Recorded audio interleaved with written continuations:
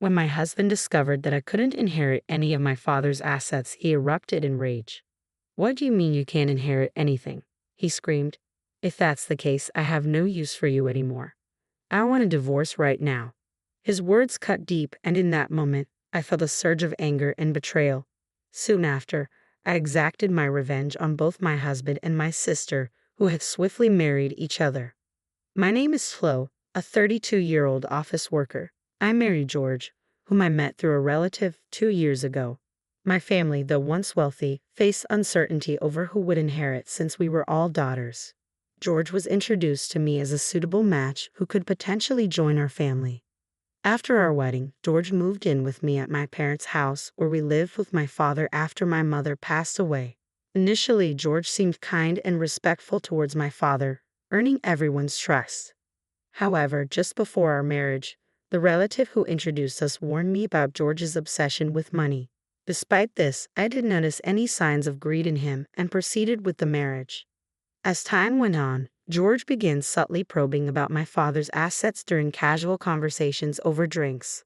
My father, being open-hearted, didn't seem bothered by George's curiosity, which momentarily eased my concerns. George's interest also extended to my younger sister, who was lively and outgoing, a stark contrast to my own calm demeanor. Her beauty and charm fascinated him, a fact that didn't escape my notice, stirring up conflicting emotions within me.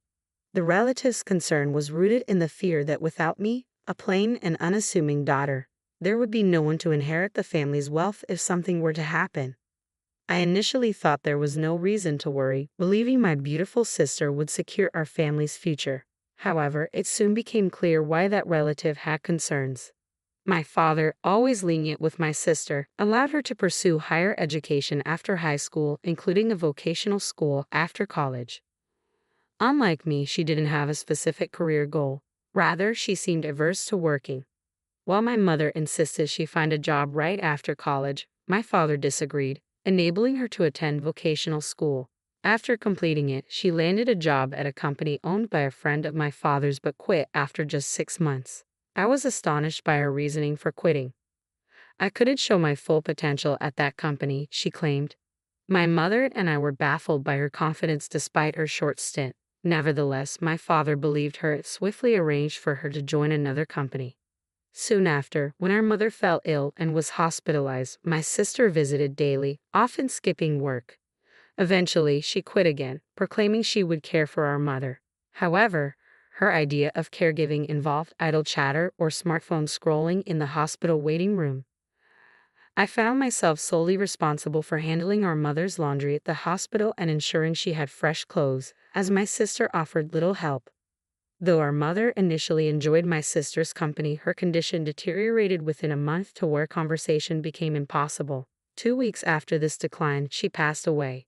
Both my father and sister were so devastated that I had to organize the funeral arrangements.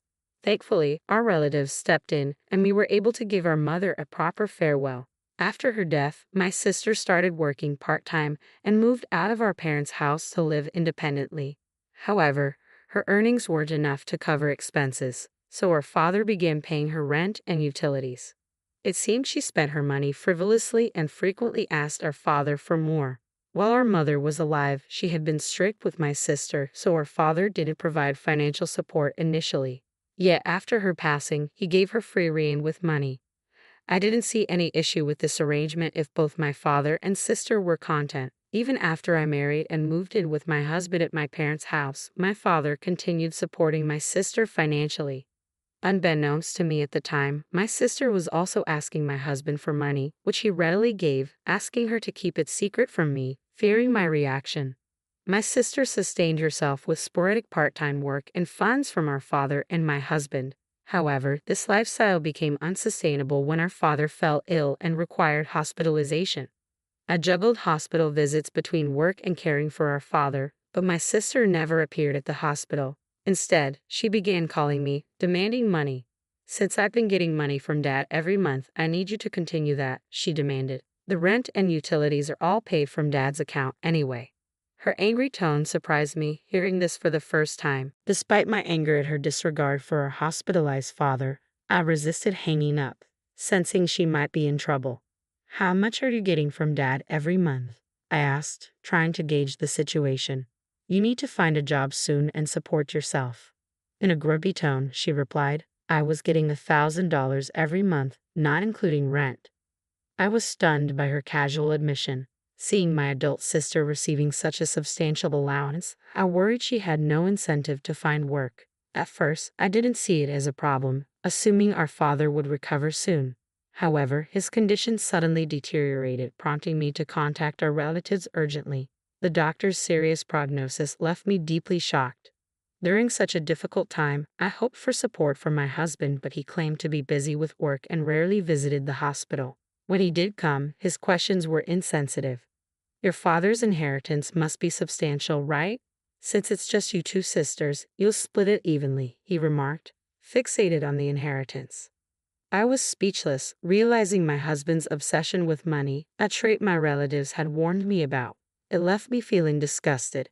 Even when my sister called and I explained our father's critical condition, her concern was solely about money. Forget that, just make sure you send me my monthly allowance. I can't survive without it, she insisted before abruptly ending the call. I was furious with her selfishness, yet worried about a faint male voice I overheard in the background, triggering a sense of unease. A month later, our father passed away, but neither my sister nor my husband were present during his final moments. As I dealt with the funeral arrangements, memories of my mother's funeral weighed heavily on me. To worsen matters, neither my husband nor sister offered any help. My sister didn't even attend the funeral, and though my husband showed up briefly, he quickly left, citing work obligations. Even the relative who introduced us noticed his absence and asked about it. What happened to your husband? It's odd for him to be absent, they remarked. All I could manage was a bitter smile in response. He's busy with work, had to head home, I explained, feeling disappointment welling up inside. After the funeral, as I finally caught my breath, my husband approached with a grin. Finally, how much did you inherit? It must be quite a sum, even if split, he asked eagerly. As warned by my relative before our marriage, it seemed my husband's thoughts were consumed by my father's inheritance. Disappointed, I responded casually, my sister gets $100 million, and I get nothing. I hadn't spoken to my lawyer yet, and with the funeral just behind us, I hadn't sorted out my feelings either. My husband, gleeful about the inheritance, provoked me to the brink of laughter beyond anger. Upon hearing my words, my husband erupted, What? You can't inherit anything. If that's true, I have no use for you anymore. Let's get a divorce right now. Feeling the same way, I retorted, Let's do it. You married me for my father's inheritance in the first place, didn't you? I'll divorce you. With that declaration, I thrust the divorce papers I had prepared towards him. He seemed taken aback, but signed them nonetheless, as if he had expected this outcome. As he finished signing, my ex-husband remarked bitterly before leaving, I'll divorce you, who has no inheritance, and marry your sister Emily to get the $100 million. Undeterred, I promptly filed the divorce papers. Breaking free from my scoundrel of a husband felt liberating. The next day, it seemed my ex-husband had already filed for marriage with my sister Emily. A few days later, he called me, still convinced of his delusion. When are you going to start the inheritance procedures? Give Emily the $100 million as soon as possible, he yelled into the phone. I waited patiently for the call from my ex-husband, refusing to initiate contact myself after he left the house on his own. When his call finally came, I answered in a matter-of-fact tone. Let's discuss it at my place this Sunday. I'll be prepared for the proceedings, I informed him calmly. My ex-husband, believing he was about to receive a windfall, was elated and quickly hung up the phone. Little did he know, I eagerly anticipated the moment he would learn the truth. Over the weekend, both my ex-husband and my sister arrived at my parents' house, visibly surprised to find a lawyer waiting there. Despite their initial shock, my ex-husband attempted to maintain composure. I knew it. You need a lawyer when there's a fortune involved, he remarked smugly. However, the lawyer interjected with a puzzled expression. Before we address the inheritance, there's a matter of property division your ex-wife has claimed against you, the lawyer explained, beginning to display a series of photographs. The photos depicted my ex-husband leaving my sister's house, each one clearly dated. The lawyer continued, addressing my ex-husband directly. These photos serve as evidence of your affair before the divorce was finalized. Therefore, you'll need to comply with the property division. My ex-husband's expression shifted from confidence to disbelief as the reality of his actions sank in. Upon overhearing my ex-husband discussing the inheritance with my sister over the phone, I promptly instructed my lawyer to investigate his infidelity. Despite the solemnity of my father's funeral, my ex-husband and sister met frequently at her house, unaware I was gathering substantial evidence. When the conversation shifted from inheritance to their affair, both were caught off guard. Initially stunned, my ex-husband quickly composed himself and argued back. Property division is trivial compared to the $100 million inheritance. I'll settle it immediately, he retorted arrogantly. However, when the lawyer presented the documents, he signed them without hesitation. I made sure to remind him pointedly, enjoy your life with my sister, who inherits nothing. Since you signed, I'll ensure the property division is collected. Upon hearing she would receive nothing, my sister erupted in disbelief. What? Why is my inheritance zero? I'm supposed to get $100 million, she cried out. My ex-husband, now red-faced, joined in, yelling, there's no way. There has to be an inheritance. I won't let you take it all. The lawyer calmly intervened, beginning to explain the situation to the infuriated pair. Emily is actually the biological child of her late mother from a previous relationship. She was never legally adopted by Shlo's late father, so there is no legal parent-child relationship that would entitle Emily to inherit. Turning to my sister, who appeared bewildered, the lawyer continued, when our parents remarried, you were about 1 year old. I was 6 and clearly remember how happy I was to suddenly have a sister. The revelation sank in slowly as the truth of the situation became clear to both my ex-husband and sister, their anger dissipating in just stunned silence. I never imagined my own sister would betray me by stealing my husband. When our parents remarried, they had already been burdened with young children from previous relationships.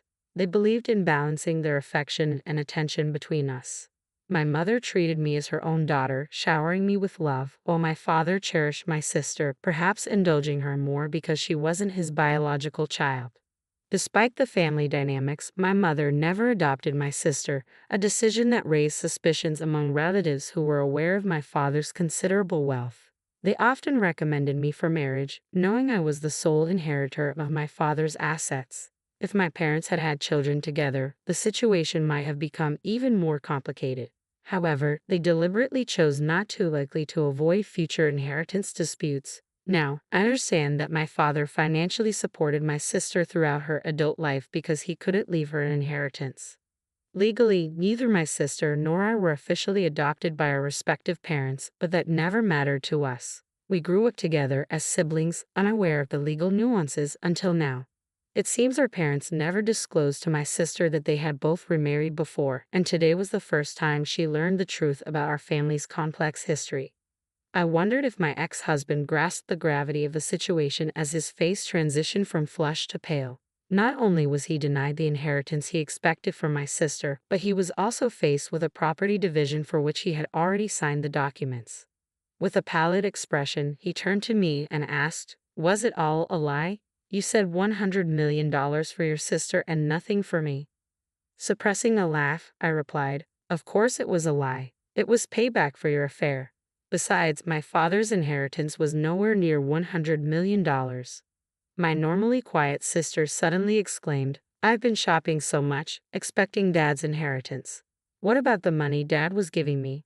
Will you cover it, sis? You're married and have George to support you now, right? She looked at my ex-husband, who was visibly shaken. However, he shook his head and said, I can't afford that. I spent expecting the inheritance, and now with the property division, I'm stretched thin. After saying this, my ex-husband unexpectedly knelt before me, apologizing profusely. Tilo, I'm sorry. It was all my fault. Can we please get back together? The lawyer, who had been packing up, chuckled at the sight. Where did that arrogant attitude go? He remarked. George pleading on his knees like this is quite the turnaround. After the discussion, my ex-husband and sister left dejectedly, and they soon divorced. My ex-husband, who had remarried with hopes of inheriting my sister's fortune, lost interest in her when she received nothing. He was adamant about the property division and his inability to support my sister. Since he had no assets, I decided he would pay from his monthly salary, as advised by my lawyer, to ensure I received what was due. Meanwhile, my sister, no longer supported by her father, struggled to make ends meet with part-time work. Eventually, her debts piled up, leading her to file for bankruptcy. She moved out of her apartment, and I lost track of her whereabouts.